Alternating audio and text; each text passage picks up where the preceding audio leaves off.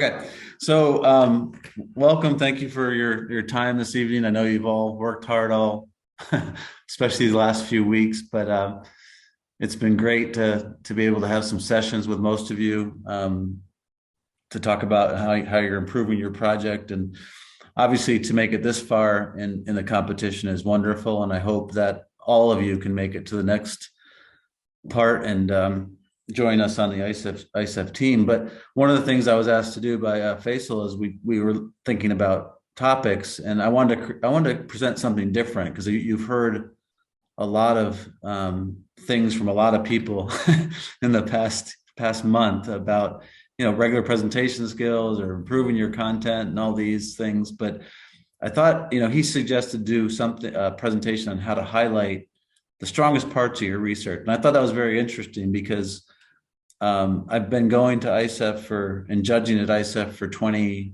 years now, 21 years now, well, except for the COVID thing, but before that 21 years. And I've taken lots of notes from my interviews with students, and I've asked other judges about interviews with students. So I've kind of have a notebook, one of these, lab journal things where we write down notes on ISEF and what's important and how things are, what things to do and what things not to do. So I thought it was really good presentation, or a really good presentation to have with you all at this point, because you're getting close to IBDA, and hopefully you look at ISEF and the team, but it's a really good concept to go over through what's really important in the strongest research parts. And how do you highlight those during your presentation? So I want to start off again. You've seen this a million times probably. I think they just sent out a notice as well, a little booklet on the schedule for IBDA. But I wanted to share it with you again, just so a quick reminder of the criteria that you'll be judged on at IBDA. The research question, the methodology, the data analysis, the creativity, the poster, and the interview. And judges will have, just to let you know, judges will have their phone with them, and on that phone they'll have an app that they'll be scoring you from. So after they talk to you, you'll see them playing with their phone. They'll score you on each of the criteria you see here.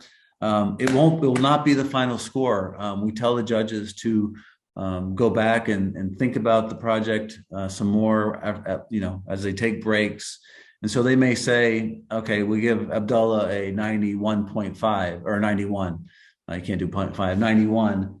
And they may go back and say, well, I've interviewed some other students. I went back and looked at Abdullah's poster. I think his procedures are pretty good, and I think I should give him a 9 instead of an 8 in procedures and give him another point to 92. So they do change things as they go along, and as they think about your project. So I wanted to remind you of the judging criteria, and I think one of the biggest things as far as the research parts and highlighting them is the whole thing is about guiding the judges, and those students that do the best at ISEF and IBDA, they really guide the judges. And there's 3 areas where they can do that, and it's the beginning, the middle, and the end. And I've listed the ones here that I think are the key points here. In the beginning is the first impression and knowing your audience. Those first 2 bullet points are the beginning, right? You have to make a great first impression.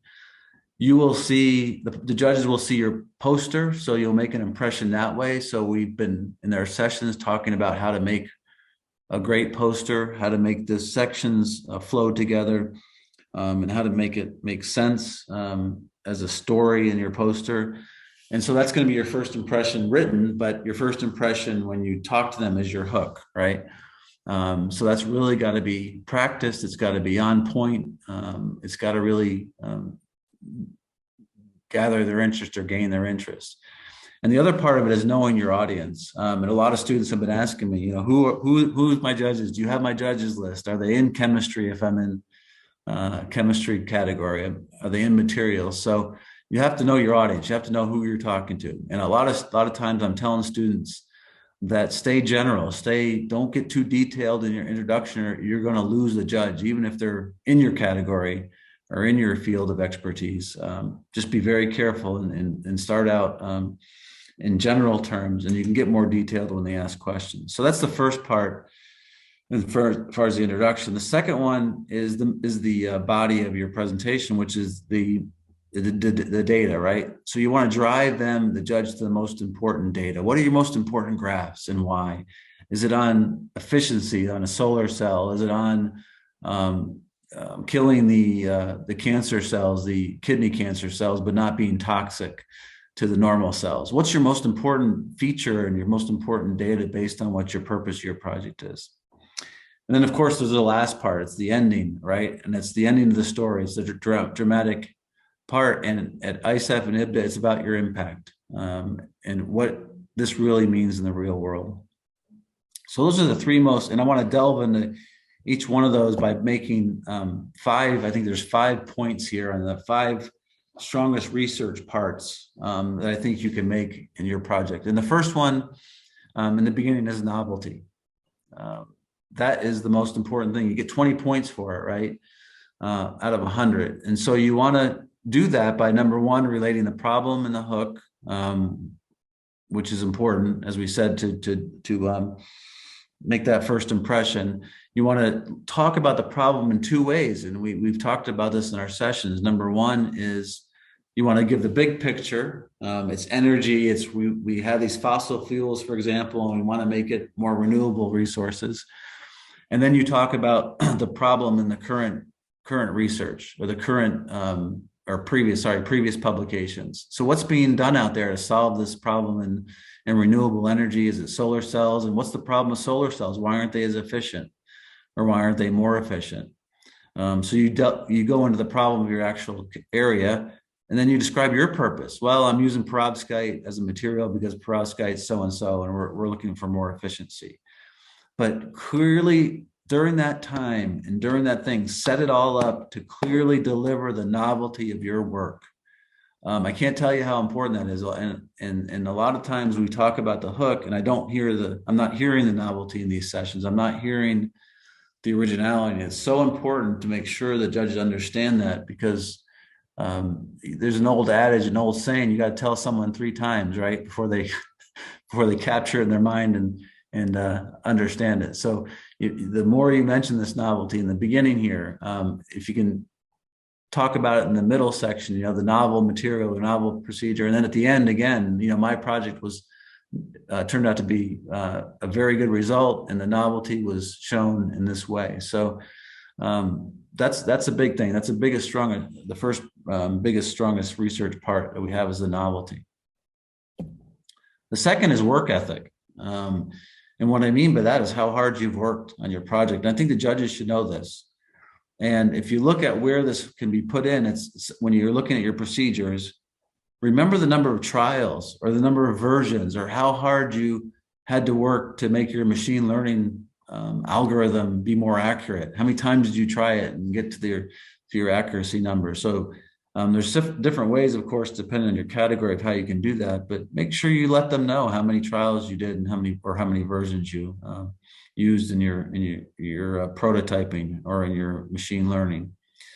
Show pictures of you in the lab or workplace. Someone even today, they showed me a video, and she showed me a video of her in her lab working away.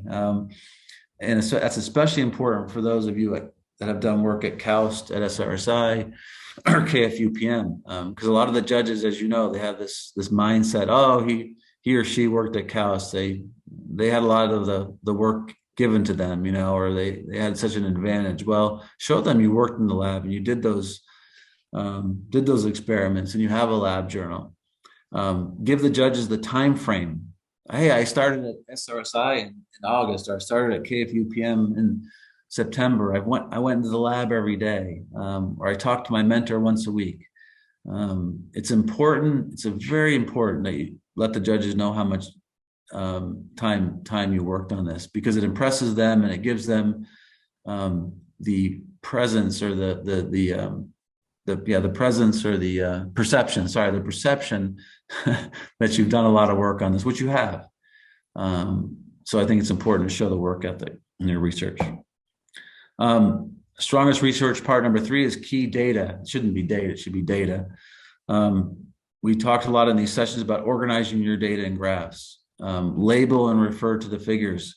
That's a little technique that you can use that's very important, is that you're talking to the judges and you say, as you see in figure 3, or as you see in figure 4, this shows the PCE of the solar cells, or this shows where the algorithm is most effective.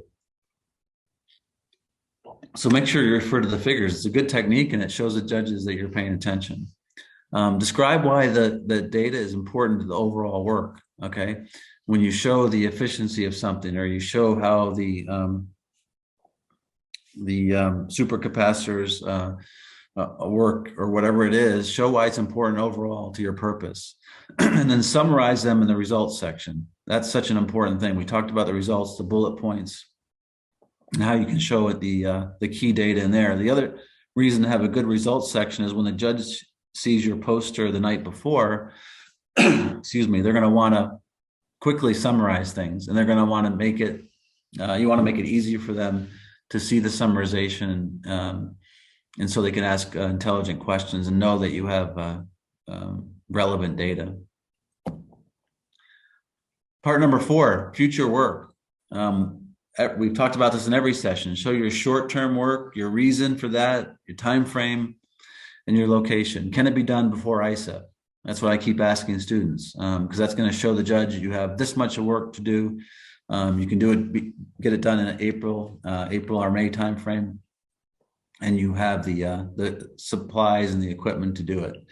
The long-term work, reason, and time frame are important as well. And make strong inferences, okay, that you can get this work done, and the reason to do this work will help you show better data. It'll help you get closer towards your application. And that's the last part, is the research impact. And this is where you really make the big wow factor. And a lot of students have been asking me about that. What's the wow factor? How can I impress the judges with this? And how can I show them the biggest, part of my work? And so I think this is where we want to show the biggest potential aspect of everything you've done. You've done all this work, and where can this lead to? One of the ways to do that is bring the judge into the real world.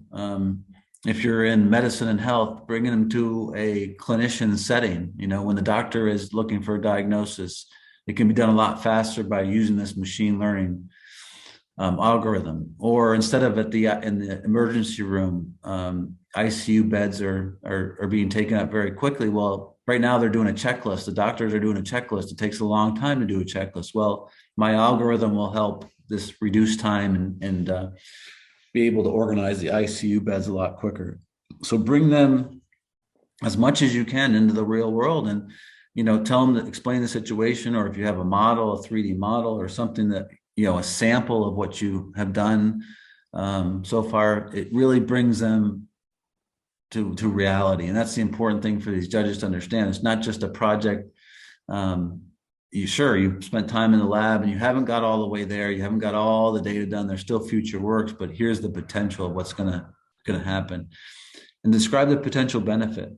This could lead to lower cost or greener solution, more environmentally friendly. And if you have a cost analysis or an environmental analysis, you can show that at the end.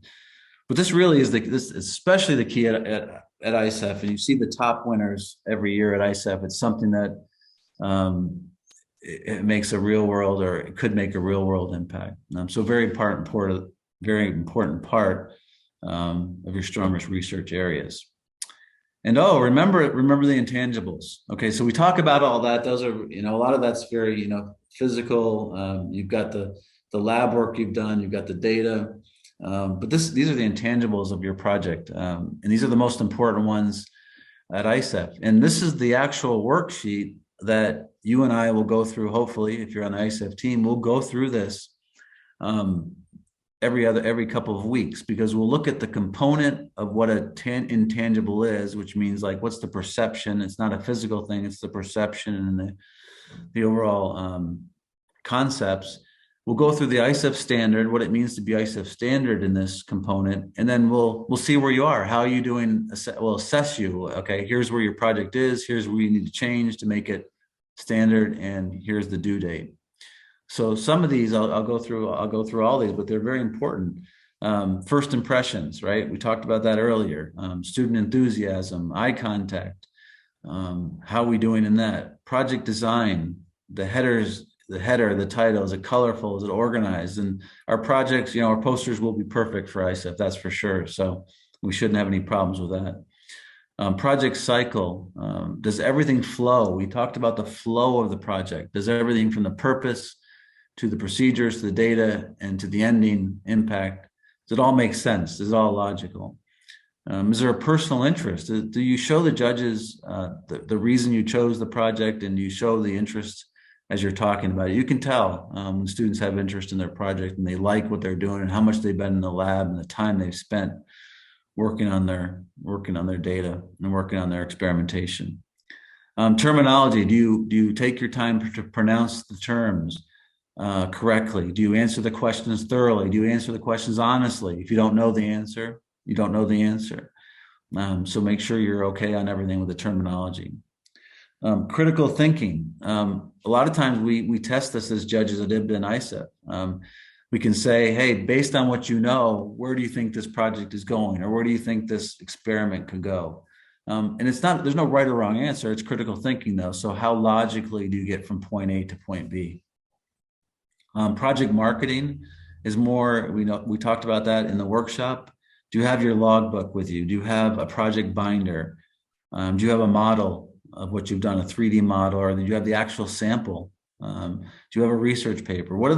And Dr. Danielle talked about this at the workshop, how are you selling your project? It's all about selling. I do that all the time when I go to, I have presentations I make at universities, or I do lectures, or if I'm in a research center, if I'm trying to get money from a grant. I have all sorts of things I show. I have videos of my patients in a clinic in Somalia, for example, or Nigeria, and what they're going through, and how we've worked with them. So I bring them into the real world by showing my actual patients. So be creative, think about this, brainstorm. I know one of the best and funnest parts of our sessions so far has been to brainstorm on these type of things, of how you can make your project look better and how you can sell it better to the judges. Training time, obviously you're going to practice your presentation and work on how your hook's going to go and everything else. So I know you'll practice. And then presentation skills. And you've heard about, obviously you've been trained on these many times and heard a lot of people talk about presentation skills. So just practice and use those presentation skills in your work. So that's my pitch for today. That's my presentation. I thought, again, to take a more unique approach to that and just give what I've seen, give you what I've seen in the past 20 years for ISEF, and of course with IBDA projects the past 10 years, what I've seen the best projects, not that they won, some of them did, most of them did win, but not even winning projects, just taking facets or parts of great presentations and great interviews, and what makes that and how you can highlight that in your work a week from today, and then hopefully 3 months from this week when you go to ISEF, hopefully. So are there any questions, any comments, any recommendations? Love to hear from you, and I'll turn it over to Faisal now. First of all, thank you so much, Dr. Mark, for the presentation. It has been very comprehensive, and I personally benefited a lot, and I'm quite certain that everyone here took the benefit. I would like to ask you a question. Do you have some advices that the students should have them into consideration before presenting their project to the judges? Some stuff that they should consider, and some tips that could make their presentation much comprehensive and much expressive.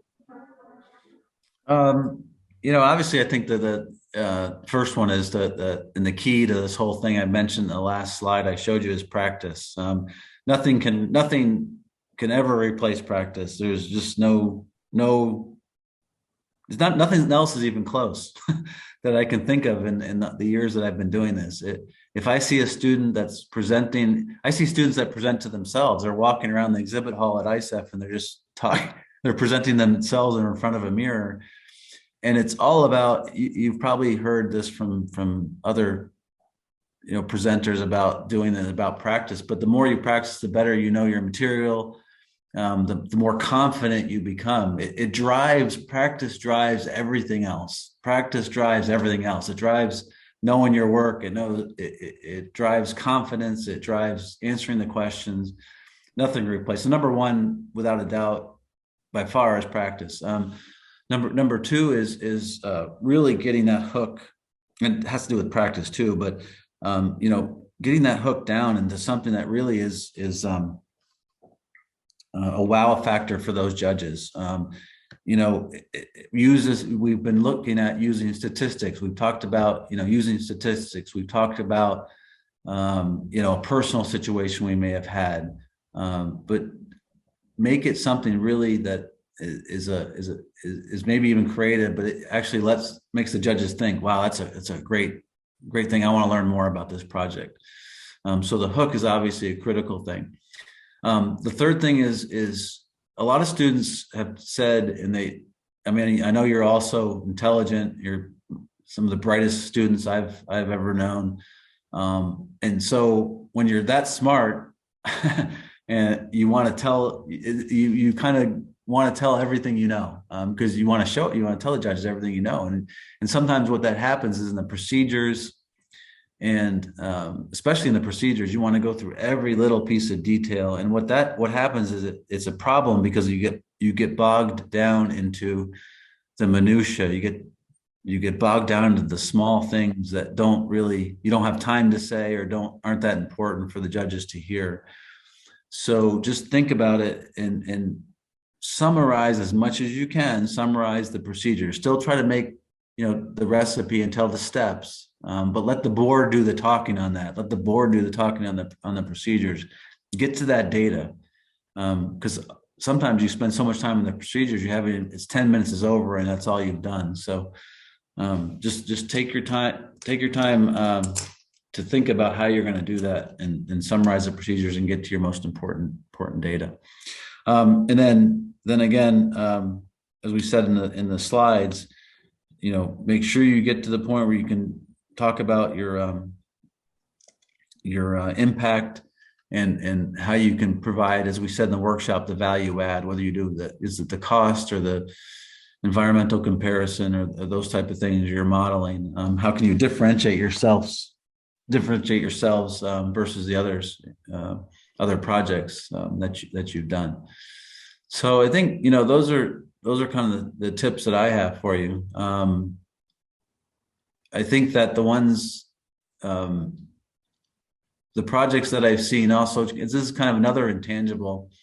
The projects that I've seen have done well at both are not the students. Some students you can tell they're memorizing things and they just say their script. The students that I see that are the best at these situations, the interviews, are the ones that just make it a conversation. It's not a presentation. It's more of a conversation with the judge. And I've seen so many who do that well, where we're just talking. It's like today, we're just talking with each other, or in the sessions, we're just talking together. And that's how you want to make it feel. You want to make it feel like bring me into your lab and we're just having a conversation on your project. And I know that's a little bit difficult to do. It takes a lot of practice to get that, but the more comfortable you are, again, the more you practice, the more comfortable you are with your content and with how you're presenting. So when you're doing a one-on-one like this, and I told you all, it's not going to be like Central Fair. It's going to be like a one-on-one presentation with each judge. Just make it a conversation. You're both there. He's there to learn. He or she is there to learn. You're there to give the information. That's one little thing. It's a little thing, but the technique is incredible. That if you can make it more more casual, more of a conversation, less of a stand up. I'm giving my Nobel Prize speech. It just makes that a big difference. And by the way, if anyone wins the Nobel Prize, you better invite me to your speech in Sweden. That's all I got to say for giving you this presentation. That's my fee.